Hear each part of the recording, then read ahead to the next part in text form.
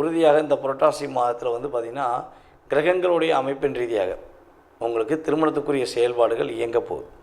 அது எப்போக்குள்ளே மேக்ஸிமம் அமையும் அப்படின்னா, உங்களை காதல் பண்ணி கஷ்டப்படுத்தி உண்மையாக உணர்வுபூர்வமாக இருக்குன்னு சொல்லி ஏமாத்தின அது யாராக இருந்தாலும் சரி, அவங்க கண்டிப்பாக மன்னிப்பு கேட்டு கொண்டு வந்து நிற்பாங்க. சூழ்ச்சினால தான் உங்களை லாக் பண்ணுறாங்க. அந்த சூழ்ச்சியை உடைக்கணும்னா யார் என்ன பண்ணணும்? நீங்கள் தான் முடிவு எடுக்கணும். நீங்கள் தன்னம்பிக்கையோடு இருக்கணும், நீங்கள் தைரியமாக இருக்கணும். அப்படி இருந்தால் உறுதியாக உங்களை அடிக்க ஒரு ஆளால முடியாது. உலகெங்கும் இருக்கும் நமது அன்பு நேயர்கள் அனைவருக்கும் எனது இனிய வணக்கம். நான் உங்கள் டிஜே சுந்தரபாண்டி, சிவகாசியிலிருந்து. நேயர்களே, தற்போது நம்ம பார்க்க போகிற விஷயம் என்னென்னா, 2025ஆம் ஆண்டு புரட்டாசி மாதத்தில் உங்களுடைய வாழ்க்கையில் சூரிய பகவான் முதல் கிட்டத்தட்ட மற்ற கிரகங்கள் உங்களுடைய லைஃப்பில் என்ன விஷயங்கள்லாம் ஒரு பெரிய மாற்றத்தை ஏற்படுத்த போகிறாங்க. அதே போல் இந்த புரட்டாசி மாதம் அப்படிங்கிறது வந்து எவ்வளவு மிகப்பெரிய முக்கியமான மாதம் அப்படிங்கிறத பற்றி நம்ம பார்க்க போகிறோம். இந்த புரட்டாசி மாதத்தில் என்னென்ன நன்மைகள்லாம் நடக்க போகுது அப்படிங்கிறத பற்றி நம்ம தெளிவாக பார்க்க போகிறோம். அதற்கு முன்னாடி இந்த புரட்டாசி மாதம் அப்படின்னோடனே எல்லாருக்குமே ஃபஸ்ட்டு ஒரு விஷயம் ஞாபகம் வரும். என்னென்னா, பெருமாள் கோயிலுக்கு போகணும். உண்மையிலே வந்து பார்த்திங்கன்னா, சூரிய பகவான் கன்னி ராசிக்குள்ளே நுழையிற மாதம்தான் புரட்டாசி மாதம். அப்போ கன்னி ராசிக்கு அதிபதி யாரும் பாருங்கள், புதன் பகவான். புதன் பகவான் இங்கே தான் திரிகோண ஸ்தானம் பெறுகிறார். அப்போ பெருமாளை கிட்டத்தட்ட ஒரு 11 மாதங்கள் நீங்கள் போய் பார்க்குறீங்களோ பார்க்கலையோ, உங்களால் வழிபாடு பண்ண முடிஞ்சோ முடியலையோ, அதெல்லாம் பெரிய விஷயமே கிடையாது. ஆனால் புரட்டாசி மாதம் ஆரம்பித்த முதல் நாள்லேருந்து புரட்டாசி மாதம் முடிகிறதுக்கு முன்னாடி கட்டாயமாக என்ன பண்ணணும்? எல்லாருமே பெருமாளை போய் தரிசனம் செய்ய வேண்டும். நீங்கள் கரெக்டாக மறக்காமல் ஒவ்வொரு சனிக்கிழமை போனாலும் சரி, அல்லது ஒவ்வொரு புதன்கிழமை போனாலும் சரி, கட்டாயமாக பெருமாள் கோயிலுக்கு போகாமல் இருக்கக்கூடாது. நீங்கள் இப்போ போய் வழிபாடு செஞ்சீங்கன்னா இனி வரப்போகின்ற 11 மாதங்கள், கிட்டத்தட்ட தமிழ் மாதங்களில் 12 மாதம், இதில் இந்த மாதம் நீங்கள் வழிபாடு செஞ்சீங்கன்னா 11 மாதங்களுக்கு உங்களுடைய வாழ்க்கையில் நடக்கப் போகின்ற மிகப்பெரிய நல்ல விஷயங்களை நீங்கள் உணர்வுபூர்வமாக உணர முடியும். அதே போல் பெருமாளுடைய வழிபாடுங்கிறது வந்து பார்த்திங்கன்னா, பொதுவாகவே மனிதனுடைய அத்தனை விதமான கவலைகளையும் அத்தனை விதமான பிரச்சனைகளுக்கும் தீர்வு கொடுக்கக்கூடிய ஒரு அற்புதமான ஒரு இறையருள் வழிபாடு பெருமாள் தான். யாரெல்லாம் பெருமாள் கோயிலுக்கு போகாமல் இருக்கீங்களோ மறக்காமல் இந்த புரட்டாசி மாதம் போயிருங்க. ஐயா, நான் ரெகுலராக போயிருக்கேன், பெருமாளை கும்பிட்டு என்னோடய வாழ்க்கையில் நிறைய மாற்றங்கள் வந்திருக்கு, நான் இன்னும் கும்பிடுவேன், என்னுடைய வாழ்நாள் முழுவதும் நான் பெருமாளை உறுதியாக வழிபாடு செய்வேன் அப்படின்னு நினைக்கிற நம்மளுடைய அன்பு நேயர்கள் உங்களுடைய மேலான கருத்துக்களை கீழே கமெண்ட்ஸில் கொடுங்க. ஓகேவா? இப்போ நம்ம பார்க்க போகிறது இந்த புரட்டாசி மாத பலன்கள் பார்க்க போகிறோம். கோச்சார கிரகங்கள் எங்கெங்கே அமர்ந்திருக்கிறாங்க அப்படின்னு தெரிஞ்ச பிறகு உங்களுடைய ராசிக்கான பலனுக்குள்ளே போகலாம். சூரிய பகவான் கிட்டத்தட்ட புரட்டாசி மாதம் 1ஆம் தேதி உள்ளே நுழைகிறார். அதாவது 17/9/2025 புதன்கிழமையில் சூரிய பகவான் உள்ளே நுழைகிறார். சூரிய பகவானுடன் புதன் பகவானும் இணைந்து செயல்படுகிறார். புதன் பகவான் வந்து பார்த்திங்கன்னா கன்னி ராசியில் தான் இருப்பார். புரட்டாசி 16ஆம் தேதி அவர் என்ன பண்ணுறாரு? துலாம் ராசிக்குள்ளே நுழைவார். செவ்வாய் பகவான் வந்து பார்த்திங்கன்னா ஆல்ரெடி துலாம் ராசிக்குள்ளே தான் இருக்கார். அதுக்கடுத்து வந்து பார்த்திங்கன்னா ராகு பகவான் கும்ப ராசியில் அமர்ந்திருக்கிறார். கேது பகவான் ஆல்ரெடி சிம்ம ராசிக்குள்ளே தான் அமர்ந்திருக்கிறார். அதுக்கடுத்து சனி பகவான் வந்து பார்த்திங்கன்னா மீன ராசியில் வக்ர நிலையில் அமர்ந்திருக்கிறார். அதுக்கடுத்து குரு பகவான் வந்து பார்த்திங்கன்னா மிதுன ராசியிலும், சுக்கிர பகவான் வந்து பார்த்திங்கன்னா இந்த மாதம் ஆரம்பத்தில் வந்து சிம்ம ராசியில் இருக்கிறார். கேதுவோடு இணைந்த சுக்கிரவனாக செயல்பட்டு கொண்டிருக்கிறார். கிட்டத்தட்ட இந்த புரட்டாசி மாதம் 24ஆம் தேதிக்கு மேலே அவர் என்ன பண்ணுறாரு? சூரியனுடன் இணைந்த சுக்கிரனாக செயல்பட போகிறார் என்று அர்த்தம். அப்போ இந்த கிரகங்களுடைய கோச்சார ரீதியான அமைப்பு வச்சு உங்களுடைய வாழ்க்கையில் என்னென்ன மாற்றங்கள்லாம் ஏற்பட போகுது, என்னென்ன முன்னேற்றங்கள்லாம் உண்டுங்கிறத நம்ம தெளிவாக பார்க்கலாம். வாங்க வீடியோக்குள்ளே போகலாம். தைரியமும் தன்னம்பிக்கையும் தன்னுடைய தாரக மந்திரமாக வைத்து எப்பொழுதும் முதன்மையான நபராக இருக்கக்கூடிய நம்மளுடைய அன்பார்ந்த மேச ராசி அன்பர்களுக்கு இந்த புரட்டாசி மாதத்தில் ஏற்பட போகின்ற மாற்றங்கள் என்ன? இந்த புரட்டாசி மாதத்தில் உங்களுக்கு கிடைக்க போகின்ற நன்மைகள் என்ன அப்படிங்கிறத பற்றி பார்க்க போகிறோம். அதாவது உங்களுடைய ராசிக்கு 6ஆம் இடத்துல சூரிய பகவானும் புதன் பகவானும் இணைந்து செயல்படுகிறார்கள். அப்போ மேச ராசி அன்பர்கள் வந்து பார்த்திங்கன்னா ஏற்கனவே நிறைய கடன் பிரச்சனையில் ரொம்ப சிக்கி தவிச்சு என்னடா பண்ணுவோம், எப்படிடா சமாளிப்போம், இதை சமாளிக்க முடியுமா முடியாதா அப்படிங்கிற ஒரு குழப்பமான சூழ்நிலை இருக்கீங்க அப்படின்னா உறுதியாக கிரக ரீதியாக, அதாவது கோச்சார கிரகங்கள் ரீதியாக உங்களுடைய லைஃப்பில் ஒரு 20-30% மாற்றக்கூடிய அமைப்பில் இன்றைய கிரக அமைப்புகள் உங்களுக்கு சூப்பராக இருக்குது. இந்த புரட்டாசி மாதம் வந்து எதிர்மறையான விஷயத்தை உடைக்க போகுது. எவ்வளோ பெரிய சிக்கல்கள், எவ்வளோ பெரிய இன்னல்கள், இதை எப்படா சமாளிக்க முடியுமா முடியாதா அப்படிங்கிற ஒரு குழப்பத்தில் இருக்க உங்களுக்கு ஒரு சரியான தீர்வை கொடுக்கக்கூடிய அளவுக்கு ஒரு சிறப்பான செயல்பாடு இந்த மாதத்தில் உங்களுக்கு உறுதியாக ஏற்படும். அதற்கேற்றவாறு உங்களுடைய முயற்சியும் சூப்பராகும். சும்மா சர்வசாதாரணமான முயற்சி எடுக்க மாட்டீங்க. கொஞ்சம் என்ன சொல்லணும்னா அந்த அசுர வேக முயற்சின்னு சொல்லுவோம் பார்த்தீங்களா, அந்த வேக முயற்சிகள் எடுத்து ஒரு நல்ல ஒரு நிலைக்கு வரக்கூடிய அமைப்புகள் சூழ்நிலையெல்லாம் உங்களுக்கு சூப்பராக இருக்குது. அதேபோல் யாருக்கெல்லாம் திருமணம் சம்மந்தப்பட்ட விஷயங்களில் ரொம்ப போராடுறீங்களோ, அதாவது ஒன்று திருமணம் முடிக்கிறதுக்காக வரன் தேடி ஊராக வரன் தேடி எவ்வளோ பயோடேட்டா கொடுத்தாச்சு, எவ்வளோ விஷயங்கள் செயல்படுத்தி பார்த்தாச்சு, ஆனால் வரன் முடியவே மாட்டேங்கி அப்படிங்கிற கவலையில் இருந்தீங்கன்னா உறுதியாக இந்த புரட்டாசி மாதத்தில் வந்து பார்த்திங்கன்னா கிரகங்களுடைய அமைப்பின் ரீதியாக உங்களுக்கு திருமணத்துக்குரிய செயல்பாடுகள் இயங்க போகுது. அது எப்போக்குள்ளே மேக்ஸிமம் அமையும் அப்படின்னா இந்த புரட்டாசி மாதம் 1ஆம் தேதியிலேருந்து ஒரு 24 வரையும் வச்சுக்கோங்களேன், 23, 24 வரையும் உங்களுக்கு திருமணத்துக்கான ஒரு இயக்கம் உருவாகும்.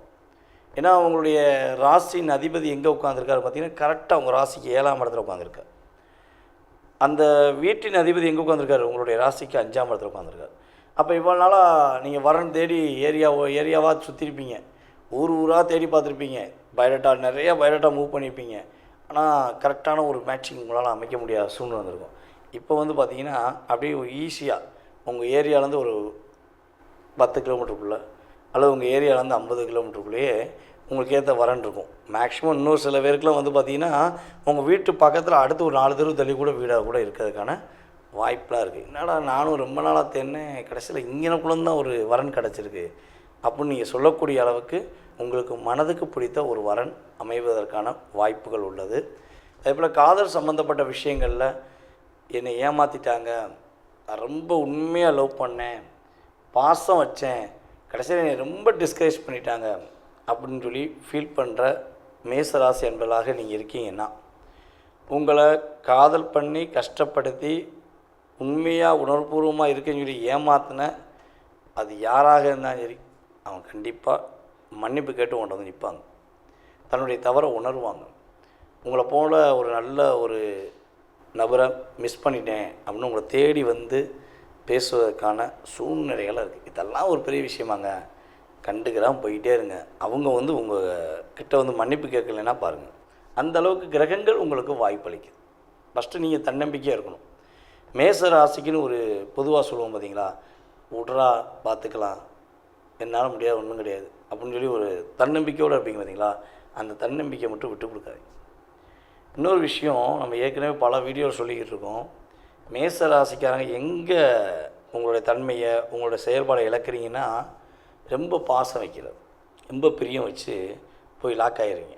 அந்த லாக்லேருந்து ஈஸியாக நீங்கள் வரமாட்டீங்க, ஆனால் உங்களை லாக் பண்ணவங்க ஈஸியாக உங்களை விட்டு போயிடுவாங்க. அதனால் கொஞ்சம் என்ன சொல்கிறேன்னா, அந்த பாசத்துக்கு அடிமையாகாதீங்க. ஓகேவா, அன்புக்கு அடிமையாகிறது, பாசத்துக்கு அடிமையாகிட்டு ஐயோ என்ன பண்ண தெரியலையேங்கிறத நீங்கள் ஃபஸ்ட்டு ஸ்டாப் பண்ணுங்கள். ரியலாக நீங்களாக இருந்தாலே எல்லா விதமான சூழ்ச்சியும் உங்களால் அடிக்க முடியும். ஓகேவா, இங்கே சூழ்ச்சி தான் மெயினாக வந்து பார்த்திங்கன்னா சூழ்ச்சினால தான் உங்களை லாக் பண்ணுறாங்க. அந்த சூழ்ச்சியை உடைக்கணும்னா யார் என்ன பண்ணணும், நீங்கள் தான் முடிவு எடுக்கணும். நீங்கள் தன்னம்பிக்கையோடு இருக்கணும், நீங்கள் தைரியமாக இருக்கணும். அப்படி இருந்தால் உறுதியாக உங்களை அடிக்க ஒரு ஆளாக முடியாது. ஓகேவா, தொழில் ஸ்தானம் சூப்பராக இருக்குது, தொழிலில் உள்ள போட்டி பொறாமை எல்லாம் விளையிடும். ஓகே, இந்த மாதத்தில் நீங்கள் கவனமாக இருக்க வேண்டிய விஷயம் வந்து பார்த்திங்கன்னா, மேக்ஸிமம் யார்கிட்டையும் கையேந்தி கடன் வாங்காதீங்க. கடன் மட்டும் வாங்குறத நிப்பாட்டிக்கோங்க. அதுபோல் யாருக்காவது கடன் வேணும் அப்படின்னு அவங்க போய் கேட்க வர இடத்துல ஜாமீன் கேட்கறதுக்கு யாரையா கூட்டுவான்னா நீங்கள் முந்திரி கொட்டை மாதிரி போய் நின்றாதீங்க. உங்கள்கிட்ட வந்து ஹெல்ப் கேட்டால் கூட முடிஞ்ச அளவு அவாய்ட் பண்ணுவீங்க. ஏன்னா கொடுத்த பணமும் திரும்ப வராது.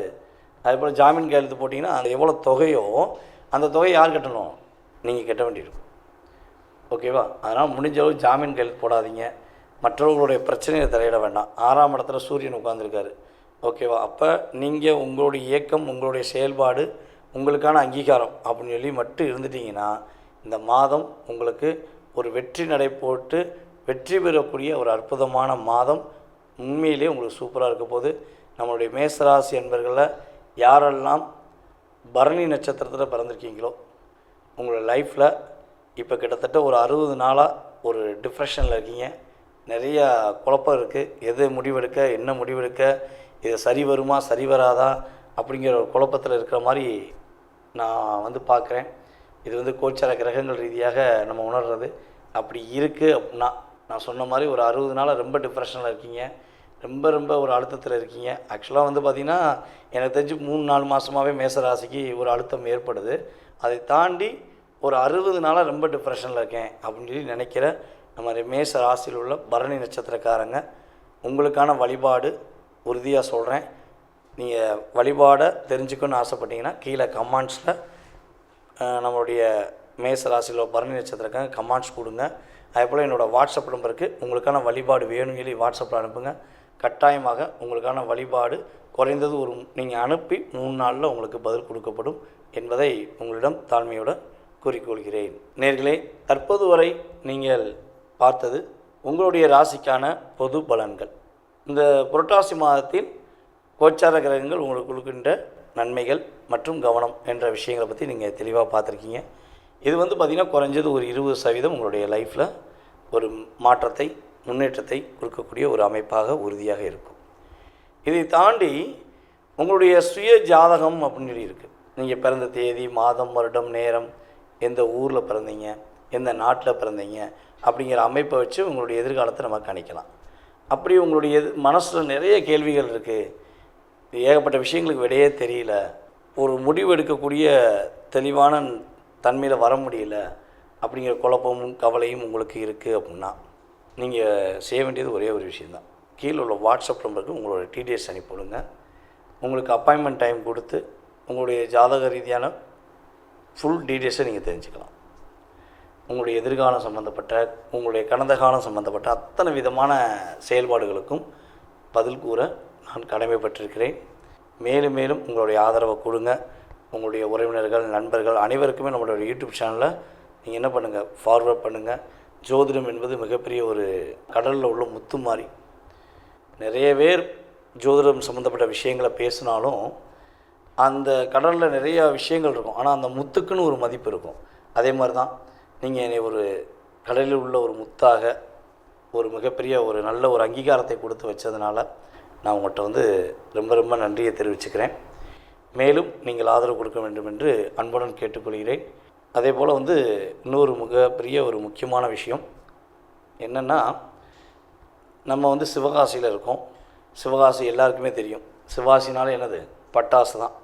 பட்டாசு படன்னு வெடிக்கும். அது மாதிரி நானும் நிறையா படன்னு வெடிக்கிற மாதிரி பேசுகிறேங்கிறது எனக்கு தெரியும். நீங்களும் நிறைய கமெண்ட்ஸ் கொடுத்துருக்கீங்க. அப்படி இருக்கும்பொழுது நம்ம சிவகாசியில் இப்போ வந்து பார்த்திங்கன்னா பட்டாசு கடை ஆரம்பிச்சிருக்கோம். கிட்டத்தட்ட இது 2வது வருடம் நல்லபடியாக போய்க்கிருக்கு. வெளியூரில் இருக்கிற, வெளி மாநிலத்தில் இருக்கிற நம்மளுடைய அன்பு நேயர்களுக்கு யாருக்கும் தீபாவளி நெருங்குது, பட்டாசு வேணும்னா மறக்காமல் என்ன பண்ணுங்கன்னா, என்னுடைய வாட்ஸ்அப் நம்பருக்கு பட்டாசு வாங்கணும்னு ஆசைப்பட்றேன், பட்டாசு வேணும் அப்படிங்கிறத நீங்கள் அனுப்பிவிடுங்க. உங்களுக்கு பட்டாசுக்கான டேரிஃப் எல்லாமே உங்களுக்கு வாட்ஸ்அப்பில் அனுப்பப்படும். நீங்கள் அது வந்து தனிப்பட்ட முறையில் நம்ம தம்பி பார்க்காங்க, அவங்க உங்களை காண்டாக்ட் பண்ணுவாங்க. கண்டிப்பாக என்ன பண்ணலாம், நீங்கள் உங்களுக்கான பட்டாசு, அதுவும் வெடிக்கக்கூடிய நல்ல பட்டாசு, அதான் முக்கியமான விஷயம். எல்லாருமே பட்டாசு கொடுக்கலாம், ஆனால் வெடிக்கிற பட்டாசு படன்னு அப்படியே நீங்கள் எதிர்பார்த்த மாதிரி மகிழ்ச்சியை கொடுக்கக்கூடிய பட்டாசு வாங்கிக்கலாம். ஓகேவா? மறக்காமல் தொடர்பு கொள்ளுங்கள். வாய்ப்பளித்த நல்ல உள்ளங்களுக்கும் மேலும் ஆதரவு கொடுத்து வரும் நம்மளுடைய அன்பு நேயர்கள் அனைவருக்கும் எனது பணிவான வணக்கத்தை கூறி விடைபெறுகிறேன். நான் உங்கள் டிஜே சுந்தரபாண்டி, சிவகாசியிலிருந்து. நன்றி, வணக்கம்.